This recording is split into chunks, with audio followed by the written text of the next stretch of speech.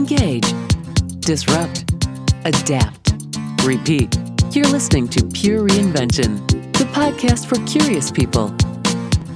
Welcome to this episode of Pure Reinvention, the podcast that creates a community for the curious thinkers out there that want to share their trials, successes, and look for a little support while they're seeking change. We had a really great interview this week that I'm excited to share with everyone. And Mike, you had a twofer. It was a wonderful interview, Misty. It was just fantastic, and I can't wait to get people into it. I agree. It's really cool. So we talked to two people from the Home Builders Association of Greater Lansing. Cindy Kosloski and Jim Magnotta. And he's the president of the board. So it was really interesting to see the CEO and the board perspective. It really was, Misty. And to give everybody a little bit of background, Cindy called me a number of months ago and was interested in doing some strategic planning, but like we're beginning to hear from a lot of people, they didn't want to do the traditional strategic planning, which really is more of an exercise that doesn't get used. Mm-hmm. And so she had heard from someone about this thing called Pure Reinvention, and she called one day when I was in my car coming home from Grand Rapids and said, "Tell me about this. I'm curious about this because we're looking for some sort of strategic planning, but not the traditional strategic planning." And through our conversation, she got more and more excited about what Pure Reinvention is, what Pure Reinvention is intended to do. And through that initial exchange, she took that concept back to her board. They got excited, and we sat down with their board, did the initial assessment with some of their key leaders, found they have a wealth of talent within their organization, both at the board level and at the executive level. It sounds like it, truly. And they are now poised to start creating their own destiny based on a lot of the work they've already done. They've now just kind of formalized it through this exercise of Pure Reinvention. So it was very exciting to actually be introduced to both Cindy and Jim, to see the work that they've already done and be a part of the work going forward. Well, it's pretty clear they make a good team and that they're committed to changing the HBA of Greater Lansing for the better. So let's listen to what they have to say. Welcome to this edition of Pure Reinvention. We're here with Cindy Kosloski, CEO of the Home Builders Association of Greater Lansing. And we have a special guest, too. We have Jim Magnotta, who is the president of the HBA of Greater Lansing in a dual role. Thank you very much for your both being here. Thank you for having us. It's an exciting thought to really watch the HBA of Greater Lansing as the two of you are leading your organization through reinvention. Can you explain to those that are listening to this why it was so important to each of you that you look at a new process, and in this case, reinvention? Absolutely. I think one of the things that's most important is realizing that every organization, no matter what industry you represent, there's always a need for change. And I think the idea is to embrace change as opposed to run from it. Our organization specifically with home building and remodeling, we had some pretty tough years in there. And I think as we're coming out of that, we realized that instead of the standard strategic plan type format, we realized at our January board meeting it was time to shake things up a bit and try something different. I'm very fortunate in that we have a very forward-thinking board and especially a very aggressive president when it comes to wanting to lead the change and be part of a new way of doing things. Jim, as the president of the board of directors, what was your thought when you started to look at a different process to bring to the association? Well, I'm a longtime board member. I won't say how many years, but I've always seen the need as I grew through the board in my tenure there. The events have been on a downward trajectory, and it was obvious we needed to do something different. I mean, the world has changed, quantum leaps in the last 2 decades, really. That is so true. And every year it gets faster, and we have not kept pace. I think it's very interesting then that what the two of you were doing were watching the trends over a period of time. What length of time were you watching these activity trends within your association? Well, I think the biggest thing is that during the time when times were great in the building industry, you tend to, things are plugging along. And so you're still watching the trends, but it's a little bit from a distance, where when things start changing in the industry, you really start to buckle down. You're cutting expenses, you're trying to find ways to, again, reinvent even back then, but you're not really doing it aggressively enough. I would say, we're always continually watching the trends, but I think as times got really tough, we really started to keep track of how things were going downhill. Events specifically, just a change in our whole budget. When your revenue streams continue to go in a downward spiral, you realize that you have to do something. You can't just continue to exist the way you are. You make a, excuse me, Cindy, you make a really great point, and I want to touch on this for a minute. You talked about short term, we can manage expenses. Mm-hmm. But what your real point, it seemed like, is long-term trend management is we have to grow revenue. Absolutely. And that was the key focus for both of you, was not really how we manage expenses. That's an important administrative role.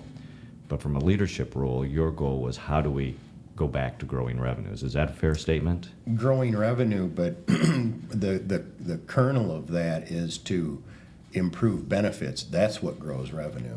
Okay, That's to your customers, to our your customers, members. right. So the focal point then goes back to perhaps our members' need for benefits has changed. What they're looking for benefits, what they're considering Definitely. benefits. Even back as long ago as 2005, which I think was our high water mark as in membership, there was a trend of our events declining, even in the best of times. In a leadership role as either Jim, the president, or Cindy as the CEO, in the recognition of those trends, what does a leader do when they know something has to change? Well, one of the changes we made, which I think was pretty significant, we had done a home show for over 55 years. And eventually I brought it to the board of directors and said, something has to change here. And that was a major change for our organization, but at a time where it was needed, but it was also something that was really tough for people to take because it was a long-standing event of the HBA, but we had an opportunity to partner with another group that would give us an opportunity for additional revenue, more exposure. It was a no-brainer business decision, but from the side where you're tugging at the heartstrings of members that have been involved in this for so long, but from the business side, you're seeing members sign up for this only because they want to support the association. And eventually they're going to make their own business decision and not participate in the show anymore because it's not successful. So that was one change we made, and that kind of started our thinking of there needs to be some major changes. That's a very interesting concept because what you basically said is you had members participating out of obligation. Yeah, rather and than times really are viewing different. it as Jim, you talked about, as a member benefit. Our members are very proud of the association, and the tradition is so important to a lot of them. To tinker with that it's very hard for them to accept. They resisted it. A lot of them did. But at some point, it was time for a change.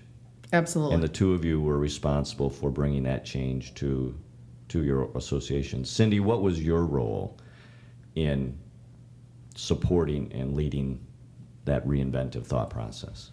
Well, I would say into specific regards to the home show, is that what you mean? No, in specific. Just as a whole. Yes. Well, when we had our January board meeting, we discussed, the old school strategic plan type format. Sure. And again, I think that just turns into someone else writing a document for you. It gets put on the shelf, or there's unreasonable goals or expectations put on the staff.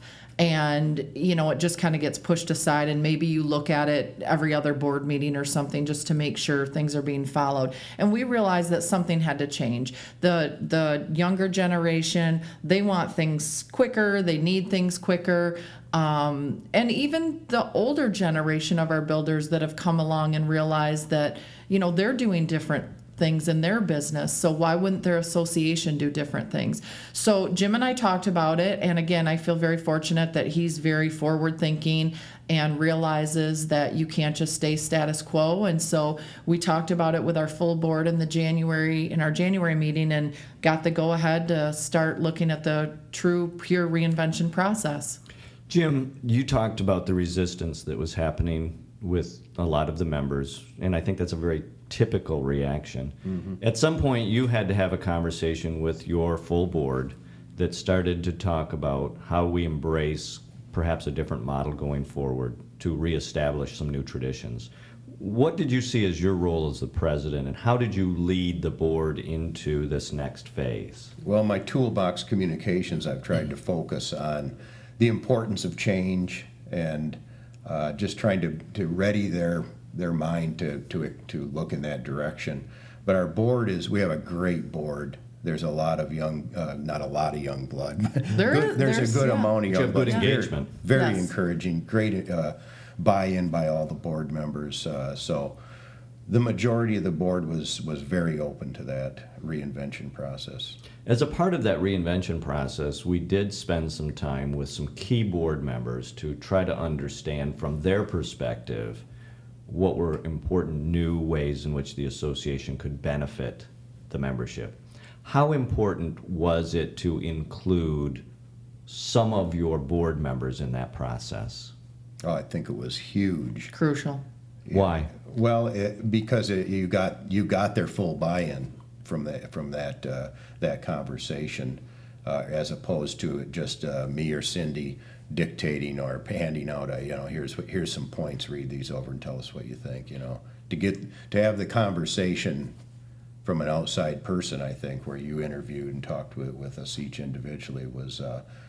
I just think it really opened people up and created a better acceptance of it. Would you call that an opportunity for them to take ownership of part of this process? Absolutely. Not only is it the buy-in, it's their part of the change, not just being told we're going to change, they're actually part of it. Well, what's intriguing to me, Jim, when you talked about the role of the association is to provide benefits to the members. And over time, those benefits, of course, change as the world changes. Sometimes we're slower to adapt to those changes. Isn't this a great way to go back to just ask your customers who happen to be sitting at the board, what are member benefits today? Of course it is. With our association, the Home Builders, we actually have two customers. Our members, which are our primary customers, but also the public. Oh, interesting. We provide, we fill their needs too. Explain that a little bit more, because I think most people would think that their members are the association members, but here you're explaining that you have a greater role in connecting to a dual role or dual customers. Yeah, talk really, about that. Why would you want to connect to people other than your members? What is the benefit of that to your association? Full circle, it benefits our members when we benefit the public, when we provide a benefit to the public of a resource to find reliable, professional builders and remodelers and suppliers for their home products. That's what people need. It's a scary place to shop, and it's a scary market to shop in because there's a lot of unprofessional people out there. Well, that's an amazing thought process, because part of what your deliverable then is not only as direct deliverables to your members, you're creating, shaping the perception and the environment for who your association members are and what they can contribute to the world. So, Cindy, how do you, as the executive, kind of determine is this a focal point directly to the benefit? And then how do you start to assess how do we start to shape perception in the marketplace? Right.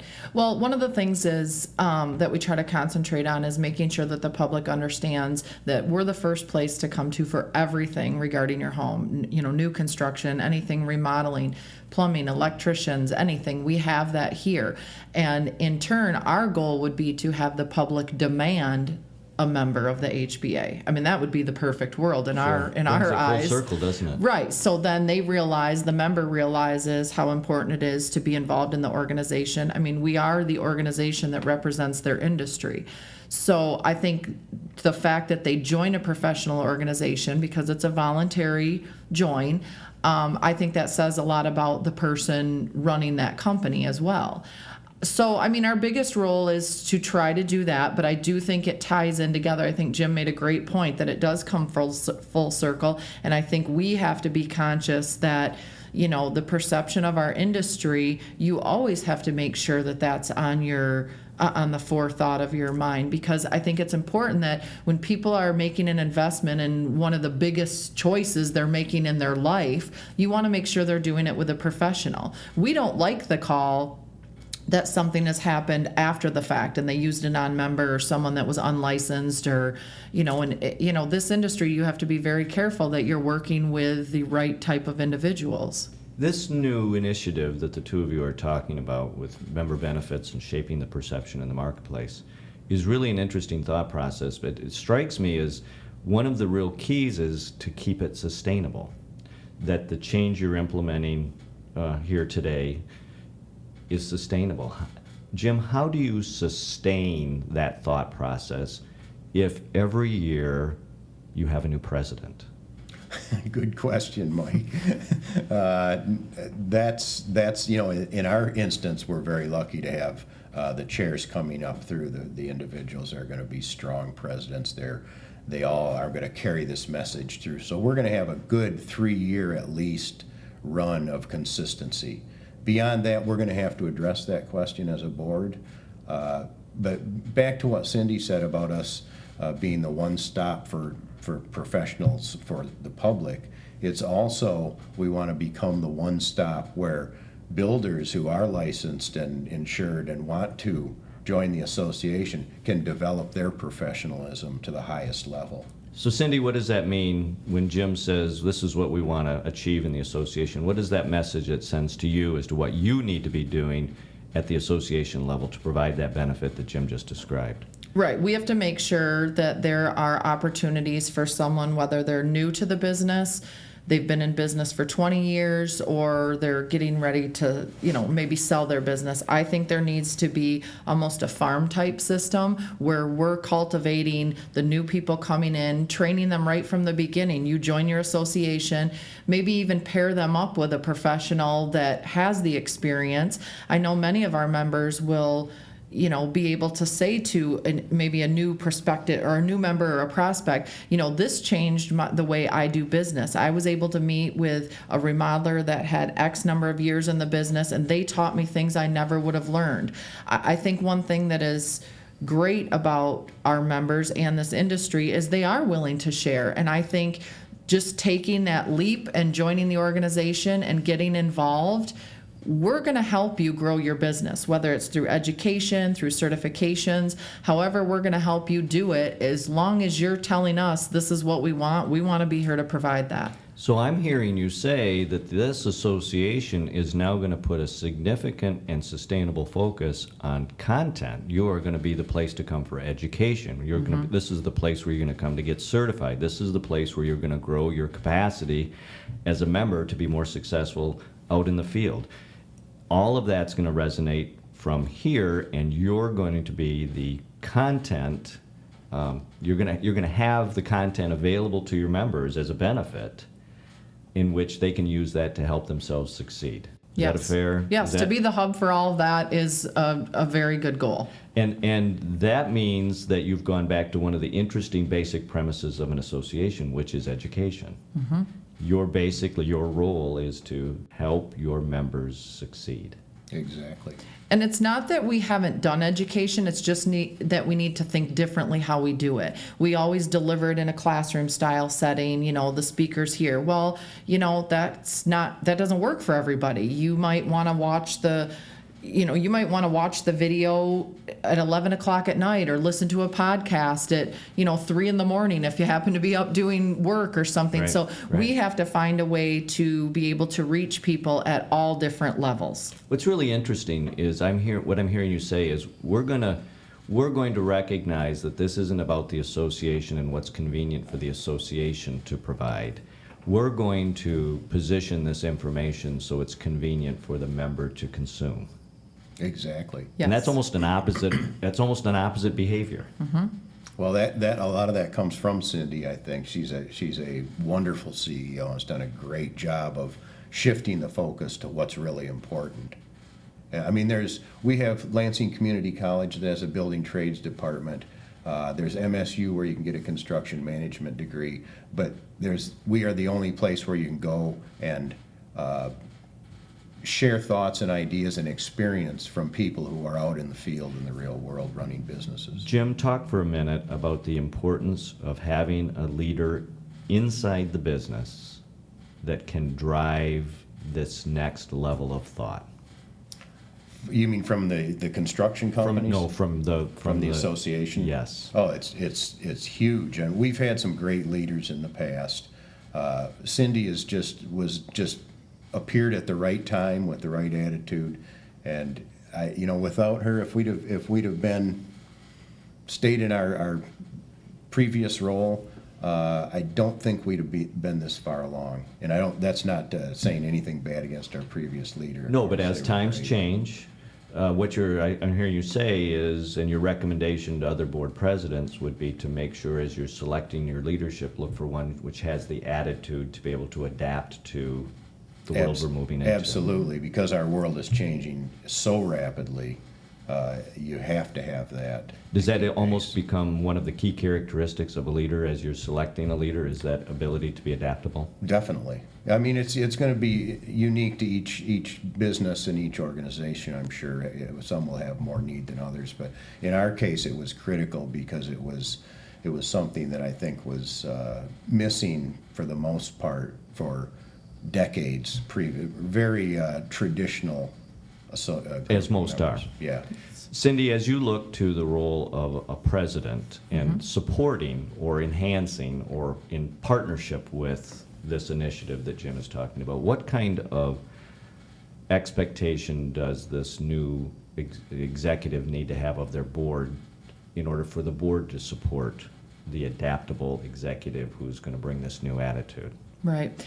Well, I think it's important that you are always thinking ahead, making sure you're staying relevant. I believe that you have to be able to kind of ebb and flow with how things happen, but you have to be the steady. I mean, you got to realize your board is out there running all their businesses. They're volunteering their time, so you're really the one that has to help stay the course. But staying the course doesn't mean just staying on Doing that the same same thing. line, whatever. It's to shake it up. It's something that I think as a leader you have to look forward to and want, because I don't think you just invite all this disruption and you have to go into it with a positive attitude and know that in the end something good is going to come out of it, something really good. And I think another piece from the association side is it puts a little bit more pressure on your nominating committee, because I think their role is elevated to help find those leaders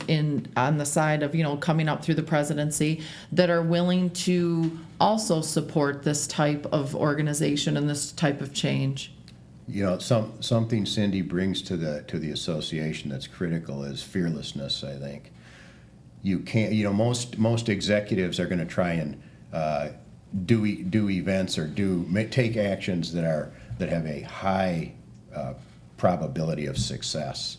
That's not what we're going to do here with Reinvention. You have to be ready to accept failure on a fairly regular basis. I think your events aren't all going to work. Your ideas are not all going to fly. But it's stepping out and doing things that maybe you're only 60-40 or 50-50 possibility of success. But Jim, what I'm hearing you say is we can't be afraid to take the chance.